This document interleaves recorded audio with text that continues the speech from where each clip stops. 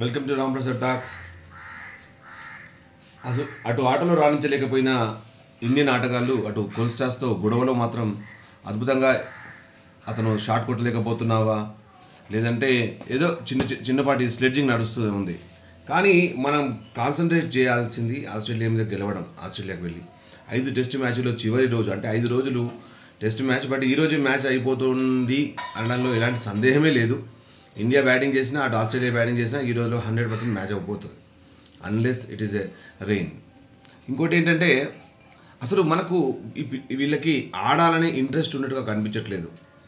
8 times same kind of out Virat Kohli, అలాగే Ravindra Jadeja performance, అలాగే వీళ్ళని తీసుకున్నది ఎందుకు, అసలు వీళ్ళు తీసుకున్నది ఉద్దేశం ఏంటి, వాషింగ్టన్ సుందర్ని ఎందుకు తీసుకున్నారు, కనీసం 20 ఓవర్లు కూడా మొత్తం ఈ సిరీస్లో బౌలింగ్ చేశారో లేదో. అటు రవీంద్ర జడేజా బౌలింగ్ కూడా వెరీ వెరీ ఆర్డినరీ. ఇంకొకటి ఏంటంటే ఇప్పుడు ఇండియన్ మేనేజ్మెంట్ ఆలోచించాల్సింది ఏంటంటే ముఖ్యంగా 3 ఫార్మాట్లో 3 డిఫరెంట్ టీంలు ఉండాలి. T20, వన్డే, అలాగే టెస్ట్ మ్యాచ్కి. అలాగే టెస్ట్ మ్యాచ్ ఆడుతున్న వాళ్ళు వన్డే ఆడొచ్చు, బట్ T20 ఆడకూడదు అనే ఒక నియమం పెట్టాలి. ఎందుకంటే టెస్ట్ ఫార్మాట్ కంప్లీట్గా డిఫరెంట్. ఇది ఒక అద్భుతమైన ఫార్మాట్. ఇది చూడండి, 5 రోజుల టెస్ట్ మ్యాచ్ కూడా ఇన్ని గంటలు కూడా మరి ఫ్యాన్స్ ఇష్టపడి చూస్తున్నారు. అలాగే గ్రౌండ్స్కి వెళ్తున్నారు, ఆస్ట్రేలియాకి వెళ్తున్నారు, న్యూజిలాండ్ వెళ్తున్నారు, ఇంగ్లాండ్ వెళ్తున్నారు. అన్ని చోట్లకి వాళ్ళ ఖర్చులతో వెళ్ళి మరి మ్యాచ్ చూసి ఎంజాయ్ చేస్తున్నారు. కానీ అక్కడికి పోయినాక వీళ్ళ పేలవ ప్రదర్శన చూసిన తర్వాత ఎవరికి భవిష్యత్తులో క్రికెట్ మీద మక్కువ ఉంటుందని అనుకోవడం లేదు. అలాగే టీం సెలెక్షన్లో కూడా చాలా పుట్టే లోపాలు ఉన్నాయి. ముఖ్యంగా వాషింగ్టన్ సుందర్, రవీంద్ర జడేజాని ఎందుకు తీసుకున్నారు? బౌలింగ్ చేయనప్పుడు వాషింగ్టన్ సుందర్ ఎందుకు పెట్టుకున్నారు? సర్ఫరాజ్ ఖాన్కి ఎందుకు అవకాశం ఇవ్వట్లేదు? సర్ఫరాజ్ ఖాన్ ఆడడు అని మీరు నిర్ణయించుకున్న తర్వాత మరి టెస్ట్ మ్యాచ్కి ఎందుకు ఆస్ట్రేలియాకి సెలెక్ట్ చేశారు అతన్ని? సో అలాగే అభిమన్యు ఈశ్వరన్ను మనం ప్రాక్టీస్ మ్యాచ్లో చూసాం. పేలవంగా ఆడుతున్నాడు, అతని దగ్గర టెక్నికే లేదు, బౌన్సర్ని ఆడడం లోపల పూర్తిగా విఫలమైపోయాడు. మనం అది కూడా ఆ టెక్నికల్ లోపాలు కూడా చూసాం. మరి వీళ్ళు డొమెస్టిక్లో మనమేమో ఒకటేమో డొమెస్టిక్ ఆడాలంటాం, ఒకటేమో డొమెస్టిక్ ఆడిన వాళ్ళను మరి అంతర్జాతీయ క్రికెట్కి వాళ్ళు సూట్ అవ్వట్లేదు. సో అంటే లోపం ఎక్కడుంది? లోపం అంతా మన దగ్గరనే పెట్టుకొని మనం వీళ్ళు రాణించలేదు అనుకుంటే వేస్ట్. ఎందుకంటే అసలు వాళ్ళు రాణించాల్సిన పరిస్థితులు కల్పించాలి. ముఖ్యంగా గ్రాస్ మీద ఎలా ఆడాలి, స్పిన్ ఎలా ఆడాలి, పరిపూర్ణమైన క్రికెటర్ను తయారు చేయాలి, ముఖ్యంగా ఆల్రౌండర్లను తయారు చేయాలి. ఒక్క పైసల కోసమే ఐపీఎల్ నడిపిస్తే క్రికెట్ భవిష్యత్తులో మనుగడ కోల్పోయే అవకాశం ఉంటుంది. ఇండియన్ హాకీ కూడా ఎలాంటి పరిస్థితుల్లో ఉందో మీకు తెలుసు. ఇప్పుడిప్పుడే హర్మన్ప్రీత్ సారథ్యంలో 2 ఒలింపిక్ కాంస్యాలు సాధించాం. అలాగే క్రికెట్ పరిస్థితి అలా కాదు. క్రికెట్ అంతా కూడా వేలు నూరుకుపోయింది. ఇప్పుడు ఇండియా మొత్తం ప్రపంచవ్యాప్తంగా క్రికెట్ అనేది చాలా అభివృద్ధి చెందుతుంది. సో మనం చాలా వెనుకబడి ఉన్నాం. ముఖ్యంగా పైసలు సంపాదించడంలో బీసీసీఐ ముందు ఉందేమో కానీ అటు సెలక్షన్ విషయంలో కానీ, అటు ఎంపైర్లకు, అటు మన స్కోరర్లని వీళ్ళని తయారు చేయడంలో పూర్తిగా బీసీసీఐ విఫలమవుతున్నట్టుగా నాకు తెలుసు. ఎందుకంటే నేను ఎంపైరింగ్ టెస్ట్ రాశాను. చాలా ఏళ్ళ తర్వాత మనకు మళ్ళీ పిలుపు వచ్చింది. మధ్యలో కమ్యూనికేషన్ లేదు, ఎలాంటి కమ్యూనికేషన్ లేదు. మొదటి లెవెల్ 1 పాస్ అయిన తర్వాత లెవెల్ 2కి అపియరెన్స్ కావాలంటే చాలా రోజులు పడుతుంది. అసలు ఇన్ఫర్మేషన్ ఇవ్వరు. అసోసియేషన్లు కూడా అట్లనే ఉన్నాయి. సో మనం క్రికెట్ గురించి మాట్లాడుకుందాం. ముఖ్యంగా దీని గురించి మాట్లాడుకుందాం. దాని గురించి మాట్లాడండి, అది పెద్ద చరిత్ర. రోజు పేపర్లో వచ్చినా కానీ డెవలప్మెంట్ ఏముండదు, ఎవరు యాక్షన్ తీసుకోరు దాని గురించి మాట్లాడి కూడా వేస్ట్. కానీ క్రికెట్ గురించి కొంచెం మాట్లాడుకుందాం. ముఖ్యంగా రవీంద్ర జడేజా, వాషింగ్టన్ సుందర్ సెలెక్షన్ అయితే పూర్తిగా వరస్ట్గా అనిపిస్తుంది. Is a very good pick అనుకున్నాం మనం యాక్చువల్గా. వాషింగ్టన్ సుందర్ అంటే మంచిగా ఆడితే. సో ఇండియాలో అద్భుతంగా ఆడే వీళ్ళు మరి ఆస్ట్రేలియాకి పోయిన తర్వాత ఏమైందో ఏమో. మరి రవీంద్ర జడేజా పర్ఫార్మెన్స్ కూడా చాలా పూర్గా ఉంది, వెరీ వెరీ వెరీ పూర్. ఒక 50 సాధించాడు అంతే. ఆ తర్వాత ఇంకా మళ్ళీ ఏం సాధించడానికి అతనికి ఏం మిగిలిలేకుండా పోయింది. ముఖ్యంగా బౌలింగ్లో కూడా అతను రాణించలేదు. 25 ఓవర్లు వేసినా కానీ 2-3 వికెట్లు తీస్తే అది ఉపయోగపడదు. సో నాథన్ లయన్ చూడండి, అద్భుతంగా బౌలింగ్ చేశాడు, అటు కట్టడి చేశాడు. లాస్ట్ మ్యాచ్ వాళ్ళు గెలవడానికి కారణమే, మెల్బోర్న్లో గెలవడానికి కారణమే నాథన్ లయన్. టైం బీయింగ్ అంటే ఏ టైంలో వికెట్ తీయాలో ఆ టైం వికెట్ తీయడం, అలాగే పరిస్థితి తగ్గట్టుగా బ్యాటింగ్ కూడా చేశాడు. బ్యాటింగ్ కూడా ఇతోధికంగా చాలా అద్భుతమైన పరుగులు చేశాడు. బౌలర్తో కలిసి నిలువరించాడు. అదే మనం మ్యాచ్ దూరం చేసింది. అలాంటి ఒత్తిడిలో ఎప్పుడు కూడా రాణించిన దాఖలాలు లేవు. ఇండియన్ క్రికెట్లో ఏ బ్యాటర్ కూడా ఇప్పటి వరకు ఒత్తిడిలో రాణించిన వ్యక్తి వెరీ వెరీ రేర్గా అంటే అటు యువరాజ్ సింగ్, విరాట్ కోహ్లీ అని చెప్పుకోవచ్చు, వీరేంద్ర సెహ్వాగ్ అని చెప్పుకోవచ్చు. ఎందుకంటే వీళ్ళు వాళ్ళ కోసం ఆడరు, దేశం కోసం ఆడే వ్యక్తుల్లో వీళ్ళు ముందు వరుసలో ఉంటారు. ముఖ్యంగా సెహ్వాగ్, యువరాజ్ సింగ్ అయితే అద్భుతమైన ఆడతీరుతో ప్రపంచ క్రికెట్ని అంతా కూడా అంటే మొత్తం మంది అభిమానులందరినీ కూడా సొంతం చేసుకున్నారు. ఆ తర్వాత వాళ్ళు క్రికెట్ నుంచి నిష్క్రమించినా వాళ్ళ గురించి మనం మాట్లాడుకుంటున్నాం. సో అలాగే విరాట్ కోహ్లీ కూడా కొన్ని ఏళ్ళు అద్భుతంగా రాణించాడు. గత 5 ఏళ్ళ నుంచి పూర్తిగా విఫలం చెందుతున్నాడు. అతని గురించి మాట్లాడడం కూడా మనం ఇప్పుడు దీంట్లో చేయడం వేస్ట్. ఎందుకంటే ప్రతి వీడియోలో మనం మాట్లాడుతూనే ఉన్నాం అదే టైప్ ఆఫ్ అవుట్. ఇన్నిసార్లు అవుట్ అయిన తర్వాత రోహిత్ శర్మని తీశారు, విరాట్ కోహ్లీని తీయలేదు. మరి విరాట్ కోహ్లీని తీయనందుకు మరి అతను నిరూపించాడు. ఇప్పుడు ఎవరు సమాధానం చెప్తారు?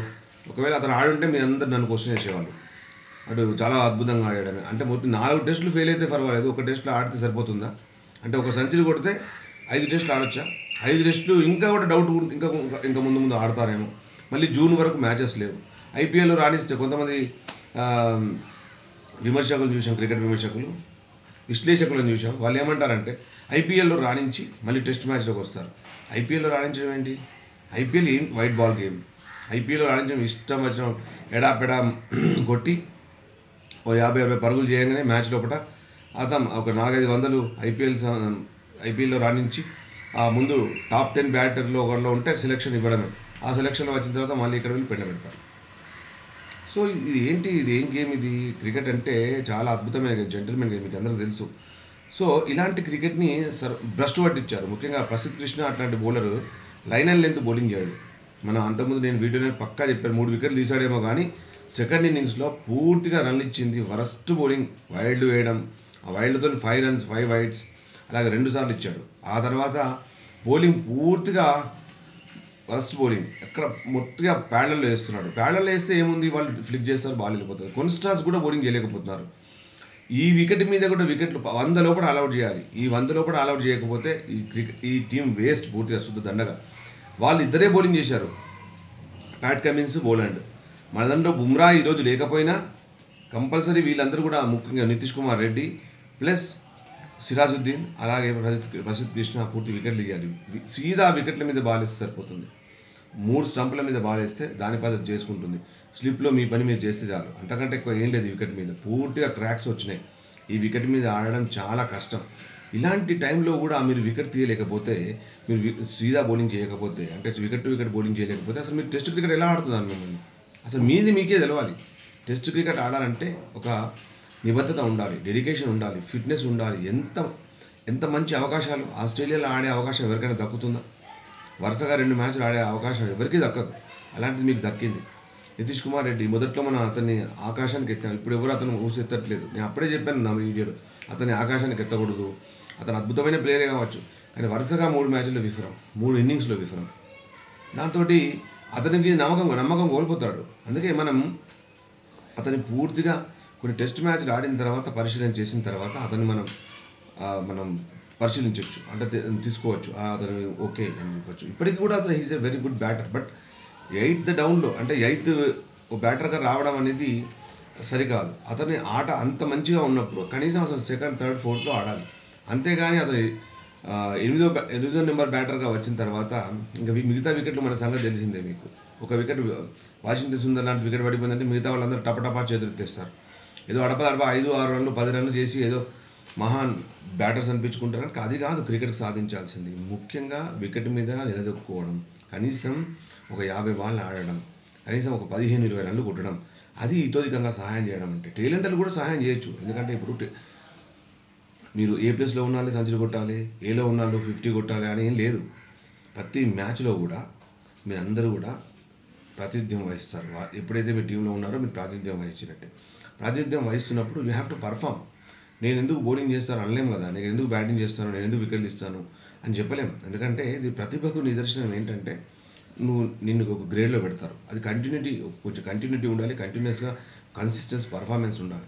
అప్పటి వరకు నువ్వు నిలదొక్కునే వరకు నీకు అవకాశాలు ఇస్తూనే ఉంటారు. నువ్వు కొన్ని పర్ఫామ్ చేయాలి. అంతేగాని నువ్వు మరీ ఘోరంగా చాలా చెత్తగా బ్యాటింగ్ చేస్తున్నారు. టేలెంటర్లు అయితే పూర్తి విఫలమైనారు ఈ సిరీస్లో కూడా. అలాగే ఆల్రౌండర్లు అని పేరు చెప్పుకున్న వీళ్ళందరూ కూడా, రవీంద్ర జడేజా కానీ అటు నితీష్ కుమార్ రెడ్డి కూడా ఈవెన్ ఫెయిలే. ఎందుకంటే గత 3 ఇన్నింగ్స్లో కంటిన్యూస్గా ఫెయిల్ అంటే చాలా ఘోరం. అతను 10 లోపల పరుగులు వేశాడు లాస్ట్ 3 ఇన్నింగ్స్ లోపల. అలాగే రవీంద్ర జడేజా అతనికి స్థాయికి దగ్గర ఆటే ఆడాడు. అతని స్థాయి దగ్గర ఆడితే కనీసం 40 రన్లు చేయాలి ఈ మ్యాచ్ లోపల. అలాగే వాషింగ్టన్ సుందర్, అతని దగ్గర మంచి ప్రతిభ ఉంది, అన్ని వికెట్ల మీద ఆడగల సత్తా ఉంది. మరి ఏమవుతుంది, లోపం ఎక్కడ ఉంది? అదంతా గమనించాల్సింది మేనేజ్మెంట్. ఎందుకంటే వాళ్ళే పదవులు అలాగే అందరికీ మంచి మంచి ఉద్యోగాలు ఇచ్చి అందరిని పెట్టుకున్నారు. సో వాళ్ళందరినీ మనం ప్రశ్నించాలి. అలాంటి ప్రశ్నించే తత్వం ఉన్నప్పుడు మాత్రమే మనకు మంచి పర్ఫార్మెన్స్ వస్తుంది.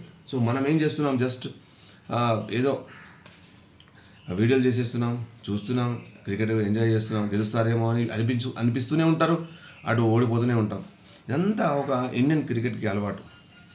ఎప్పుడు కూడా వాళ్ళు సాధికారికంగా ఈ మ్యాచ్ నేను గెలుస్తాం, ఈ మ్యాచ్ నేను చక్కగా ఆడతాడు అని దాఖలాలే ఉండవు. ఏమైనా అంటే అద్భుతమైన బాల్ పడింది, చేలో దురదృష్టం వెంటాడుతున్నట్టుగా ఏదో అనుకోకుండా రన్అట్ అవ్వడం, ఇవన్నీ చెప్పుకోవడానికి బాగుంటాయేమో కానీ అసలు క్రికెట్ తెలిసిన వాడు ఎవడు కూడా వాళ్ళందరూ ఒప్పుకోరు ఇట్లాంటివి. ఇవన్నీ చాలా చీప్ ట్రిక్స్ ఇవి. ఫెయిల్ అవ్వగానే మంచి బాల్ పడింది, మంచి బాల్ పడకుండా ఏమవుతుంది, సీదా ఇప్పుడు రవీంద్ర జడేజాకి వాషింగ్టన్ సుందర్ పడ్డ బాల్స్ బోల్డ్ అయినారంటే నువ్వు బ్యాట్తో మిస్ అయినావు, అప్పుడే బోల్డ్ అయినావు నువ్వు. కనీసం నువ్వు అది ప్యాడ్ తాకిందంటే అది ఎలిబిటబుల్, అది వేరు విషయం.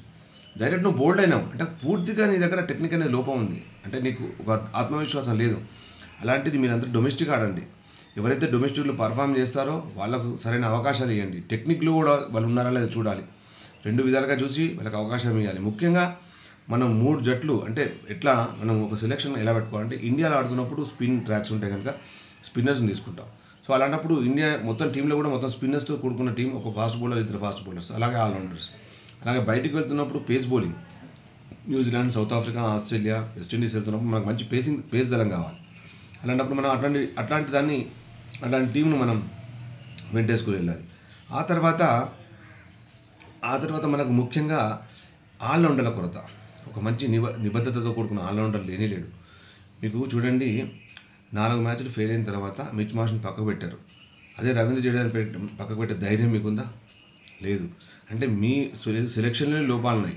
అంతేగాని ఇక్కడ నుంచి అభిమానులు ఇండియాలో చూస్తూ మీరు రిమోట్ కంట్రోల్తో మేము మ్యాచ్ల స్వరూపాన్ని మార్చలేం. మీ అందరూ మీరు నిర్ణయాలు తీసుకోవాలి. సో మీరందరూ ఏమంటారు? నేను వాటితో ఏకీభవిస్తారా? షేర్ చేయండి, కమెంట్ చేయండి. Thanks for watching your favourite talk show and have a wonderful Sunday.